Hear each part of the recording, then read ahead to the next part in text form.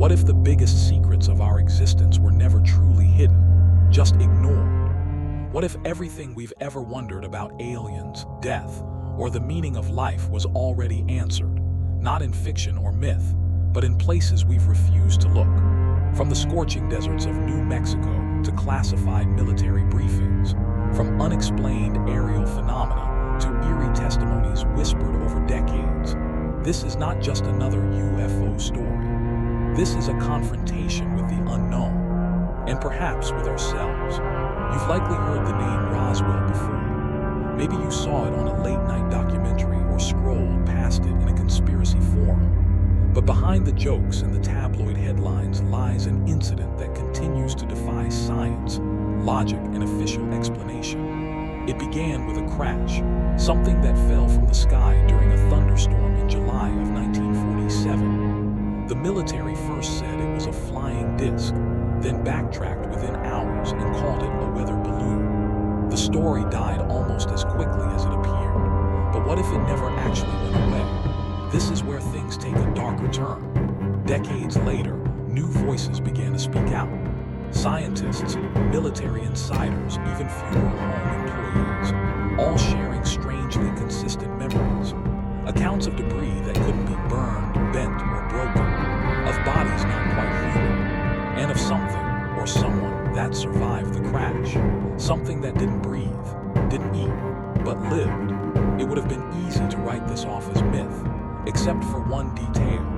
Multiple people involved in the original incident described a strange sensation in the days after, as if thoughts were being placed directly into their minds, images, feelings, even messages. And they all said the same thing. Whatever this being was, it wasn't just visiting, it was already here. Then came the man named Maximillien De Lafayette, a French-American scholar, linguist, and prolific writer who claimed not only to believe in extraterrestrials, but to have spoken to one. His works, dismissed by some as wild speculation, actually reference dozens of real testimonies, declassified files, and conversations with people who never sought the spotlight. De Lafayette insisted that the creature recovered at Roswell communicated through pure thought, bypassing sound entirely. And what it said would shatter every assumption we've ever had about life.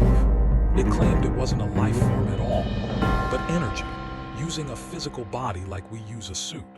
It did not breathe, did not age, did not die as we understand it. And most disturbingly, it told the humans present that we too are machines of flesh, that the human body is only a biological shell, that our true self, the soul, is identical in origin to theirs, not alien, not earthly, just eternal. The implications are staggering. What if death is just a misunderstanding? What if everything we're afraid to lose isn't real at all? These aren't questions born from science fiction. They're questions sparked by first-hand accounts. People who stood in that room, people who remember. But before we dive into the full story, we have to be honest with ourselves. It's easy to dismiss all this as fantasy, as bad science, as internet rumor. But that's exactly what makes this story so powerful. It didn't come from fringe cults or anonymous Reddit users. It came from people who risked everything, reputation, freedom, even their lives, to tell what they saw. And the closer you look, the harder it becomes to ignore. So if you've ever wondered what lies behind the curtain of official history, if you've ever questioned why so many people say the same things, but are rarely taken seriously, or if you simply feel deep down that there's more to life than what we've been told, then this journey is for you. Because the story of Roswell is not just about UFOs. It's about who we are, where we come from, and where we might be going next. So fasten your seatbelt as we enter a mystery that bends not just time and space, but the very definition of what it means to exist. It began like many stories from the post-war era, quietly, and in the middle of nowhere. On July 4th, 1947, as the skies over New Mexico were lit with thunder and summer lightning, military radars at White Sands Missile Range picked up something unusual, an object moving too fast, too smooth, too erratic to be anything conventional. Moments later, it vanished, then reappeared dozens of miles away. whatever it wasn't a balloon. The U.S. Air Force scrambled jets, but nothing could catch it. No sound, no heat signature, no trail. The object defied the limits of 1940s technology and 1940s physics. Just 3 days later, a rancher named Mac Brazel stumbled across something strange on his land outside Roswell. Shards of a material so thin and light it felt like plastic, yet so strong it couldn't be cut, torn, or burned. Most bizarre of all, it would return to its original shape, no matter how you crumpled or folded it. A property that today's scientists recognize as shape memory metal. But at the time, it simply didn't exist. On July 8th, the local airbase, Roswell Army Airfield, made a stunning announcement. They had recovered a flying disc. Those were their words, printed in bold on the front page of the Roswell Daily Record. For a few hours, the world tilted. But then, just as quickly, it was pulled back into place. That same afternoon, a second press conference was held. The military now claimed it wasn't a flying disc at all, just a weather balloon. Nothing to see here. And just like that, the truth, whatever it was, vanished behind official language and classified memos. But something didn't sit right. Why would the U.S. military publicly claim something so explosive, only to retract it hours later? Why did they fly in high-ranking intelligence officers for what was supposedly just balloon debris? And why did so many eyewitnesses, even decades later, continue to say the same thing? That whatever crashed in Roswell was not from this Earth. In the 1970s, a former nuclear physicist named Stanton Friedman began reinvestigating the Roswell incident. He interviewed dozens of witnesses, not conspiracy theorists, but respected military officers, ranchers, doctors, and even morticians. Major Jesse Marcel, the first military officer on the scene in 1947, told Friedman bluntly, "What I saw was not a weather balloon. It was something I had never seen before in my life." Colonel Thomas Dubos admitted the famous photo of the weather balloon was staged. He was under direct orders from Washington. It was a cover-up, nothing more. And then there was Glenn Dennis, a local mortician in Roswell at the time. He remembered getting an unusual call from the base. They needed 3 small caskets, and fast. Later, a nurse from the base told him she'd seen bodies. Not human, small, hairless, with translucent skin and oversized heads. And then she disappeared. One story is strange. 2 stories are a coincidence, but dozens of stories all pointing to the same impossible event. That's not a myth. That's a pattern. Still, the U.S. government maintained the story. Nothing to see here. Until 1994, almost 5 decades later, when they finally admitted that the weather balloon cover story was false. But this time, they claimed it had been part of a secret spy program called Project Mogul. And yet, the details never quite added up.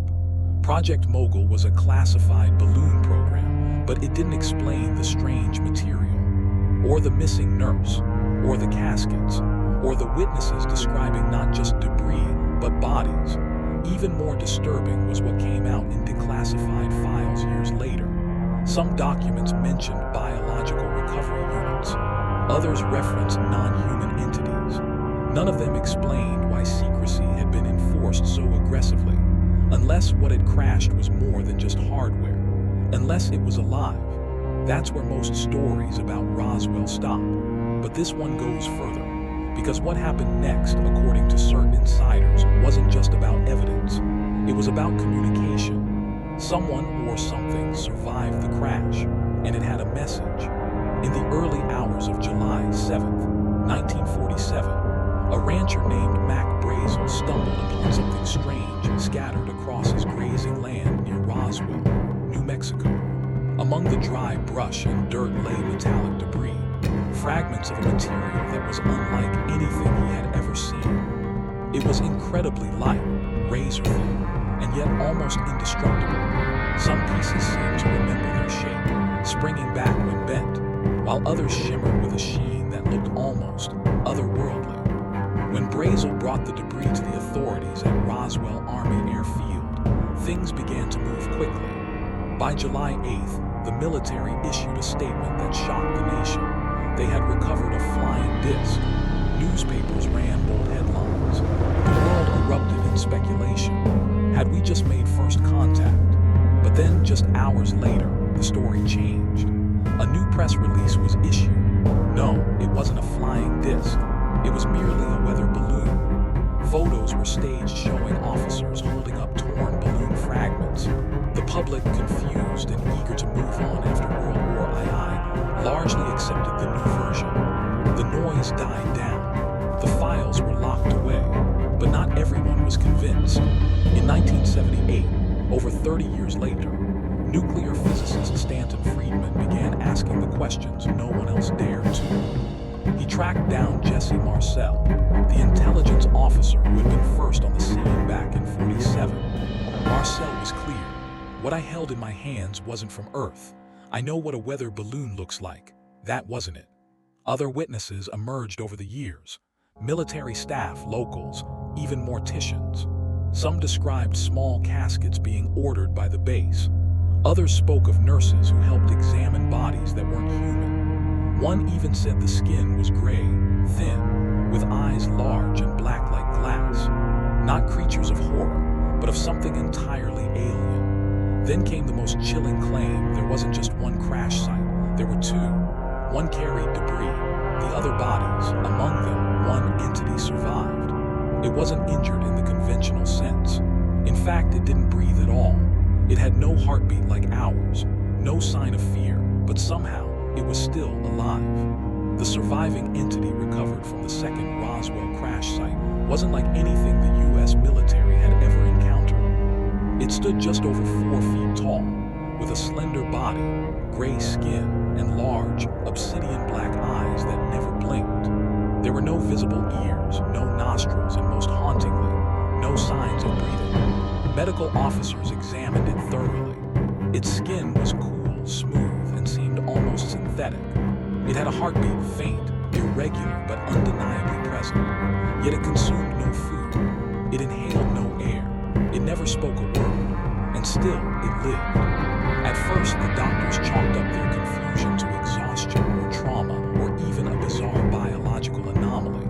But soon, something even more unsettling began to happen. The personnel who spent time near the being, especially those in the medical wing, began to experience thoughts that weren't their own. One by one, they described the same thing: a strange emotional current in their minds. Images would flash across their thoughts, symbols, emotions, impressions, not in words but in understanding. No one could explain it. There were no vocalizations, no machines transmitting sound. Yet it felt like something was trying to speak. That's when the military brought in a different kind of expert. Linguists, psychologists, physicists, even spiritual advisors. Over the weeks that followed, a kind of mental communication was slowly established. And what the being said was unlike anything ever recorded in human history. It claimed, "We are not physical life forms. We do not breathe. We do not eat. We do not sleep. And we do not feel pain. We simply borrow a physical frame to appear in your world." One of the scientists, stunned, asked, "Then what are you?" The reply came without hesitation: "We are energy. As are you. You call your vessel body, but it is only a vehicle. The soul inside you is the same as the force inside us." At that moment, the scientists realized this wasn't just an alien being, it was a philosophical mirror. It was describing a kind of existence where biology is temporary and consciousness is eternal. The lines between technology and spirit, body and soul, blurred into something almost divine. They pressed on with questions. Was it alone? Why had it come? Was Earth special? The response was as cryptic as it was profound. Earth is not unique, but it is at a crossroads. Souls here are tested. The choices you make will shape the paths beyond death. When asked whether it mourned the loss of its companions, it replied simply, "Death is not real, only transformation." Some scientists were shaken, others intrigued, but none of them, not one, ever spoke publicly about the encounter. What had started as a rescue mission became a moment of existential revelation, one that the government would hide, one the public would never be allowed to process. The transcripts of those telepathic communications, if they still exist, are locked away in files we'll likely never see. But whispers remained, a truth too strange to believe, too powerful to forget. But the story doesn't end there, because decades later, one man would claim to reveal what that being truly meant. Years after the Roswell incident faded from public attention, a man named Maximillien De Lafayette emerged with claims that would reignite the mystery. He wasn't just another UFO enthusiast. He called himself a translator, not of alien languages, but of alien consciousness. According to Lafayette, during secret government sessions in the late 1940s, he was granted access to the surviving entity from Roswell. But instead of using words, the being communicated in waves of energy, impressions, and symbols that Lafayette claimed he could understand without sound. What he said he learned from that encounter would shake even the most grounded minds. According to Lafayette, the entity revealed that humanity is not alone, not just in the universe, but on Earth itself. These beings had been here for centuries, not to conquer, but to observe and guide. Earth, the being claimed, was chosen as a proving ground, a testing station for souls. Not because it's special, but because it's harsh, chaotic, and complex enough to challenge consciousness at every level. Pain, struggle, love, ambition, all are tests. And the human soul, they said, is not unique, but one variation of a greater, universal energy. But there was more. The being allegedly explained that the reason humans experience fear of death is because they have been conditioned to view life as limited to the body. In truth, they said, the body is nothing more than a container, a vehicle. And just as their species exists without breath or food, humanity too will one day evolve beyond the need for the physical. The message wasn't meant to scare. It was a warning and a chance.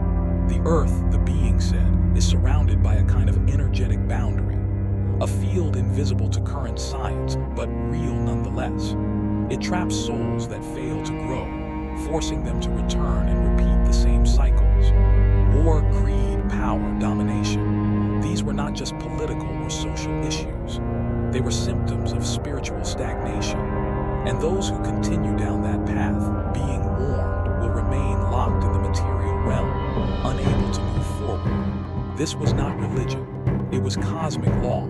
According to Lafayette's transcripts, the being left one final message, a prophecy of sorts, that in the years to come, strange lights would return, that humanity would begin to see things it could not explain, above the skies, within the seas, and even within its own mind. These events, they said, were not accidents. They were signals, triggers to awaken those ready to remember where they came from and why they're here. For decades, we've looked to the skies and asked one question: what are those things? They come without warning. They move without sound. They vanish without trace. And the strange part, the closer we get to understanding them, the more they change. Officially, the term UFO has now been replaced with UAP, unidentified aerial phenomena. It sounds more clinical, more manageable. But make no mistake, we are still in the dark.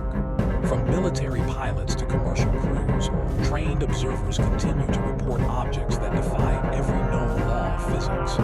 Instant acceleration, right-angle turns at hypersonic speeds, the ability to hover silently for hours, then shoot out of view in a blink. These are not just lights in the sky, they are crafts. But whose crafts? And what do they want? One of the most famous recent disclosures came from the Pentagon in 2020. Declassified footage from Navy FA-18 Super Hornets showed a tic-tac, shaped object darting across the ocean's surface, then shooting into the clouds with impossible agility. Multiple pilots confirmed it. Their voices were recorded in real time, stunned and confused. These weren't amateurs. These were elite aviators who knew the difference between a drone and something else. And yet no official explanation was ever given. Not from the U.S. government, not from any scientific body. Why? Some believe these crafts are of extraterrestrial origin. Others claim they might be secret Earth-based technology, developed by nations far more advanced than they let on. there's also a third theory, one that's older, stranger, and far more difficult to digest. That UFOs are not objects at all but manifestations, projections, dimensional anomalies that slip in and out of our reality like shadows cast through fog. Not ships with passengers, but sensors, beacons, warnings. In the 1970s, researchers like Jacques Vallée proposed that these phenomena might not come from outer space, but from a different space altogether, a parallel dimension, a layered reality we have only begun to glimpse. If true, this would explain why UFOs seem to behave less like machines and more like thoughts given form, appearing in patterns, responding to attention, acting as if they know when they're being watched. And here's where it gets personal. Throughout history, UFO sightings have surged in moments of great human tension, during wars, mass trauma, technological breakthroughs, and even spiritual crises.